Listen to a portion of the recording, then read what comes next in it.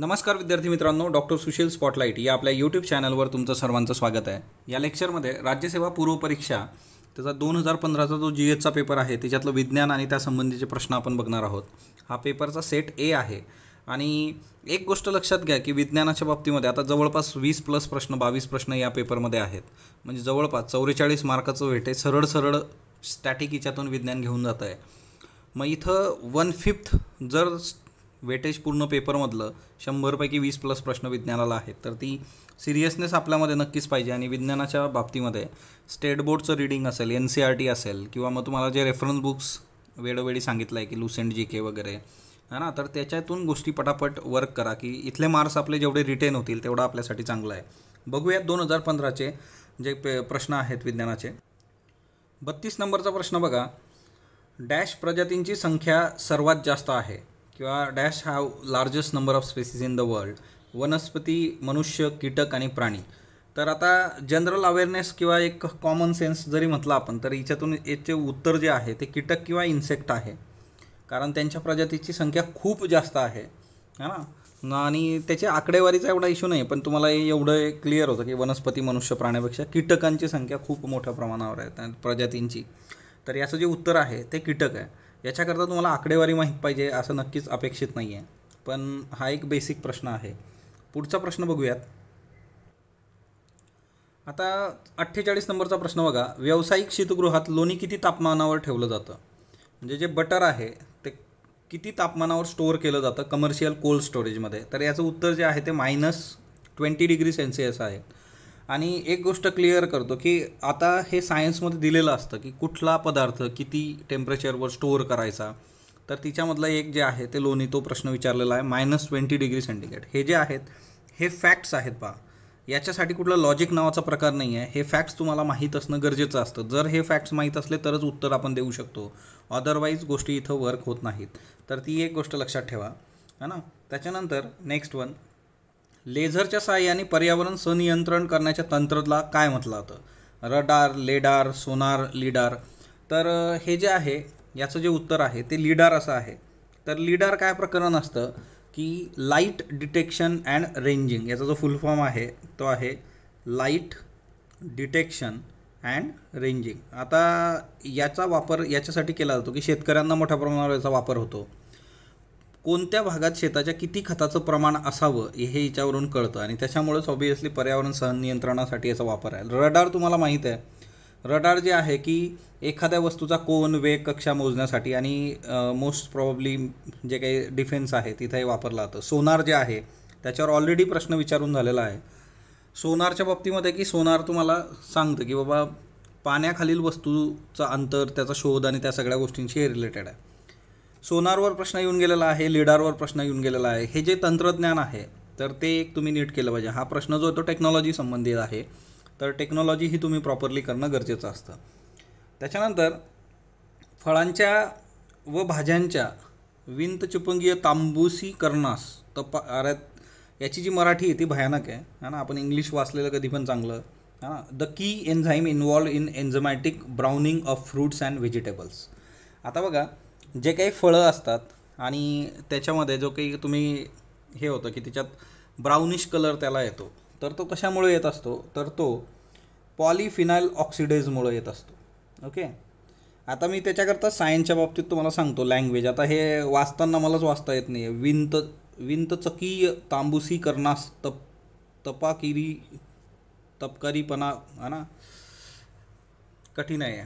Okay. So English आपली best आहे ना सायन्सच्या बाबतीत तरी. ओके. सो पॉलिफिनाइल ऑक्सिडाईजमुळे हे होत असतं. आणि असे प्रश्न जे आहे ऑक्सिडेशन, रिडक्शन, तर ते विचारले जातात. म्हणजे UPSC प्रिलिमचे पण प्रश्न तुम्ही जर बघितले तर तिच्यात एकदा विचारलं आहे की ॲपल कट करून ठेवल्यानंतर मग ते त्याचा कलर चेंज होतो है ना, ऑक्सिडेशन वगैरे. तर तो पण प्रश्न विचारून झाला आहे. तर हे रेग्युलर प्रश्न आहेत सायन्समधले. त्याच्यानंतर नेक्स्ट वन. डॅश डॅशच्या सहाय्याने दूरचित्रवाणीचे कार्यक्रम सर्व जगामध्ये पाठविणे शक्य आहे. तर काय असतं ना, हे भूस्थिर उपग्रह किंवा ज्याला जिओ स्टेशनरी सॅटेलाईट जे काही म्हटलं जातं, तर ते इथं आहे. म्हणजे जे काही TV प्रोग्राम्स आहेत ते ऑल ओव्हर द वर्ल्ड याच्यामुळे जातात. त्याचं रिझन असं आहे, हा जो जिओ स्टेशनरी सॅटेलाईट असतो हा 36,000 किमी एवढ्या उंचीवर असतो आणि तो भूस्थिर आहे. भूस्थिर म्हणजे काय, पृथ्वीचा जो फिरण्याचा स्पीड आहे आणि या सॅटेलाईटचा फिरण्याचा स्पीड तो एकच असतो. त्यामुळे तुम्हाला असं वाटतं की तो स्थिर आहे एका ठिकाणी, पण तो पृथ्वी ज्या वेगाने फिरते त्याच वेगाने तो फिरत असतो, म्हणून तो त्याच ठिकाणी असतो आणि त्याच्यामुळे गोष्टी वर्क होतात. हे बाकीचा याचा काही एक इथं संबंध नाही. तो जिओ स्टेशनरी सॅटेलाईट. आता ह्या प्रश्नाचं उत्तर देत असताना एक सिंपल गोष्ट असते की आपण वेगवेगळे सॅटेलाईट लॉन्च करतो, त्याचे तिथं कामं दिलेले असतात की हे काय काम करणार आहे, काय फंक्शन करणार आहे. तर तिच्यामध्येही तुम्हाला ते जरी तुम्ही नीट वाचलेलं असलं तर तुम्हाला क्लिअर होऊन जातं. आणि जिओ स्टेशनरी, जिओ सिंक्रोनस हे बेसिक तुम्ही करणं गरजेचं आहे. ते जर तुम्ही केलं तर तुम्हाला असे प्रश्न म्हणजे हे कधी प्रॉब्लेमॅटिक ठरणार नाहीत. पुढचा प्रश्न बघा, सॉलिड फूड पॅकेजिंगसाठी सर्वात अधिक वापरली जाणारी स्वस्त प्लॅस्टिक फिल्म कशाची असते? आता जे काही सॉलिड फूड पॅकेजिंग असतं त्याच्यासाठी सर्वात जास्त स्वस्त प्लॅस्टिक फिल्म कशाची असते, तर ती पॉलीइथिलीनची असते. त्याचं रिझन असं आहे की पॉलीइथिलीन जे आहे तर ते थर्मोप्लास्टिक आहे. थर्मोप्लास्टिक म्हणजे काय, आता हे पण प्लॅस्टिकचे प्रकार NCERTमध्ये दिलेले आहेत पहा. थर्मोसेटिंग प्लास्टिक, थर्मोप्लास्टिक आहे ना. थर्मोप्लास्टिक म्हणजे काय की याला जर तुम्ही गरम केलं तर ते मऊ होतं आणि थंड केल्यावर कठोर होतं. म्हणजे काय, गरम केल्यानंतर त्याचा शेप तुम्ही चेंज करू शकता आणि ते थंड झालं की त्या शेपमध्ये राहतं. त्याच्यामुळे काय होतं की याला पाहिजे तो आकार तुम्ही देऊ शकता आणि त्याच्यामुळे सॉलिड फूड पॅकेजिंगसाठी पॉलिएथिलीनचा वापर केला जातो. मग आता हेचं बेसिक जे आहे ते NCERTत आहे. थर्मोप्लास्टिक, थर्मोसेटिंग काय ना, तुम्ही त्याला हे करू शकत नाही, मोल्ड करू शकत नाही गरम वगैरे करून, है ना. त्याच्यानंतर अतिनील किरणं जी काही असतात तर अतिनील किरणं डॅश डॅशमधून आरपार जाऊ शकत नाहीत. काच, क्वार्ट्ज, फ्लोराईट, रॉक सॉल्ट. म्हणजे आता अल्ट्राव्हायलेट रेज कशामधून पास होऊ शकत नाही, तर त्याचं उत्तर आहे ग्लास. काच जो असतो त्याच्यातून होऊ शकत नाही, कारण काच जे असतं ना तिच्यामध्ये जे रेणूचं कंपन असतं ते वायब्रोवायनल मोड असतो तो, आणि त्याच्यामुळे काय होतं की एका विशिष्ट वारंवारतेमुळे ते उत्तेजित होत असतं आणि तिच्यामुळे अल्ट्राव्हायलेट रेज जे आहेत ते पार होऊ शकत नाही काचेच्या. मग आता हिच्यामध्ये काय ना की इथं अल्ट्राव्हायलेट रेज जे आहेत ते तुम्हाला माहीत असणं गरजेचं आहे. म्हणजे अल्ट्राव्हायलेट रेजचं बेसिक असलं माहीत तर मग ह्या गोष्टी वर्क होऊन जातात. काच याचं उत्तर आहे. पण तरी पण मी तुम्हाला एक गोष्ट सांगतो की सायन्सवर थोडी जास्त मेहनत घ्या. त्याचं रिझन असं आहे की इथं खूप लॉजिक नाही आहे, फॅक्ट्स माहीत असणं फार गरजेचं आहे. आता हा प्रश्न आहे, दुर्बिणीसारख्या प्रकाशीय उपकरणातील क्षेत्रभिंग आणि नेत्रभिंग यांच्या जोडणीतून काय साकारतं? इंग्लिशमध्ये वाचूयात की optical instrument like telescope, combination of field lens आणि आय लेन्स. तर याच्यातून काय होतं, कंपाऊंड आय पीस तयार होतो. मग याच्यासाठी ऑप्टिक जे काही आहे की त्याच्या संबंधीचं जे काही बेसिक हे आहे जनरल सायन्स ते तुम्हाला माहीत पाहिजे. ह्या गोष्टी ज्या आहेत ह्या फॅक्ट आहेत. हे जर बाबा दोन एकत्र आले तर काय होणार, तर कंपाऊंड आय पीस तयार होणार आहे, field lens plus eye lens. तर हे तुम्हाला माहीत असणं गरजेचं असतं. आणि या संबंधीचे GS मधले प्रश्न पण आहेत किंवा CSATमध्ये तुम्हाला टिपिकली या संबंधीचे पॅसेजेस पण दिलेले आहेत. तर मग त्याच्याकरता हे थोडं सायन्स जर चांगलं असलं तर तिथेही हेल्प होतं आहे. 2 जवळपास उतारे तुमचे CSATमध्ये तिकडे आहेत. पृथ्वीभोवती वर्तुळाकार कक्षेत फिरणाऱ्या उपग्रहाला EK इतकी गतिज ऊर्जा आहे. पृथ्वीच्या कक्षेतून बाहेर निसरण्यासाठी किमान केवढी ऊर्जा दिली पाहिजे?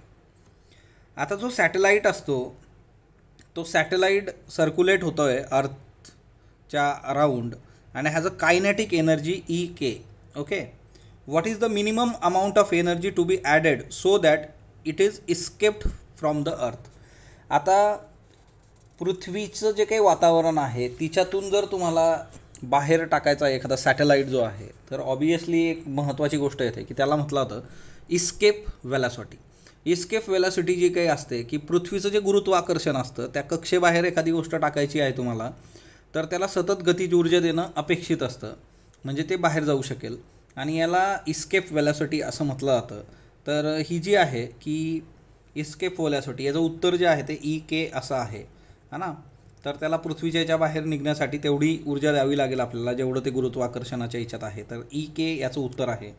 ओके, त्याच्यानंतर नेक्स्ट बघा की 2006 नंतर कुठला जो ग्रह आहे त्याला ग्रह मानलं जात नाही, है ना, बटू ग्रह किंवा छोटा, है ना, डॉर्फ प्लॅनेट म्हटलं जातं बघा त्याला, तर तो आहे प्लुटो.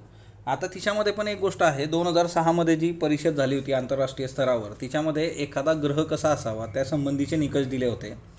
आता त्या निकषांमध्ये प्लुटो बसत नाही. का बसत नाही, तर प्लुटोचा जो उपग्रह आहे, त्याचा जो चंद्र आहे त्याच्यापेक्षा त्या प्लुटोचा आकार लहान आहे. प्लुटोची जी परिभ्रमण कक्षा आहे ती वृत्ताकार नाही आहे. त्याच्यानंतर त्याचं जे हे आहे परिभ्रमण, तर तो नेपच्यूनच्या हिच्यात पण जातो, त्याला छेदतो, त्याच्यामुळे मग त्याला काढून टाकलं. त्याचे निकष आहे ते प्लुटो पूर्ण करू शकलेलं नाही आहे. है ना, oxygen in aerobic respiration, role of oxygen in aerobic respiration काय असतो. ओके, आता ऑक्सिश्वसनामध्ये ऑक्सिजनची भूमिका. आता ऑक्सिश्वसन म्हणजेच एरोबिक रेस्पिरेशन. एरोबिक रेस्पिरेशन काय असतं की जे ऑक्सिजनच्या प्रेझन्समध्ये होतं, आणि अनएरोबिक म्हणजे ऑक्सिजन नसणं. आता याच्यात ऑक्सिजनची भूमिका काय असते, तर oxygen is electron acceptor. Okay, याच्यामध्ये जे असतं ते ऑक्सिजन जे असतं ते इलेक्ट्रॉन ॲक्सेप्टर असतो. त्यातल्या त्यात पण तुम्ही जर एरोबिक अनएरोबिकचा विचार केला तर ॲरोबिक रेस्पिरेशनमध्ये जी असते ती जी एनर्जी असते ती अनएरोबिकपेक्षा जास्त असते.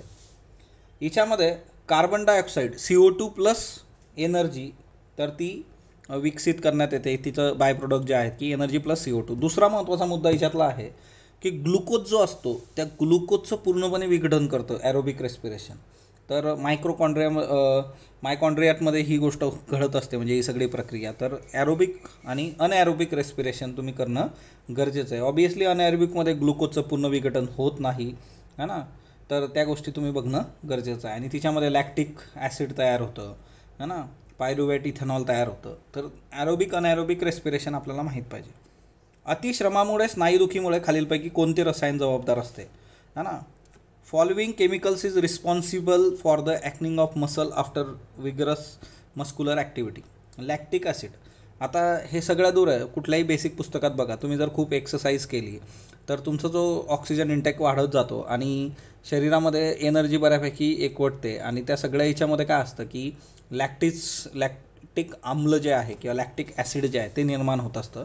ओके, आणि स्नायुदुखी होते तिच्यामुळे. तर हा सगळ्या दूर NCERT किंवा कुठेही तुम्हाला मिळेल इतकी बेसिक माहिती.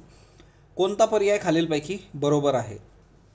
गर्द पिवळे मूत्र, मेलॅन्युरिया, रंगहीन मूत्र, निर्जलीकरण, रक्तरंगमूत्र, हिमॅच्युरिया. आता हिमॅच्युरिया ही एक कॉमन गोष्ट आहे की युरिनमध्ये जर ब्लड असलं त्याला हिमॅच्युरिया असं म्हटलं जातं. त्याच्यामुळे थोडं सायन्स असलं किंवा है ना मेडिकल बॅकग्राऊंड तर हे लगेच क्लिक होऊन जातं.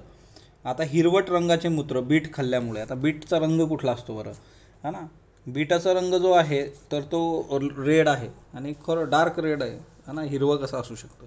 हिरव्या रंगाचं मूत्र जे असतं ना ते बियर जास्त पिणाऱ्या लोकांमध्ये असतं. सो रंगहीन मूत्र जे काय आहे तर ते किडनीचे आजार वगैरे असलं तर त्या केसमध्ये असू शकतं. आणि गर्द पिवळं कशामुळे होतं, तर तुम्ही पाण्याचा इंटेक खूप कमी केला असेल तर तुमची युरिन जी आहे ती येलोइश होऊ शकते, कॉन्सन्ट्रेटेड होते. त्याच्यामुळं ह्या ज्या काही टर्म्स आहेत ह्या बेसिक किडनी आणि त्या संबंधी. ॲग्रीमायसिन. ओके, सो ॲग्रीमायसिन कशाशी संबंधित आहे.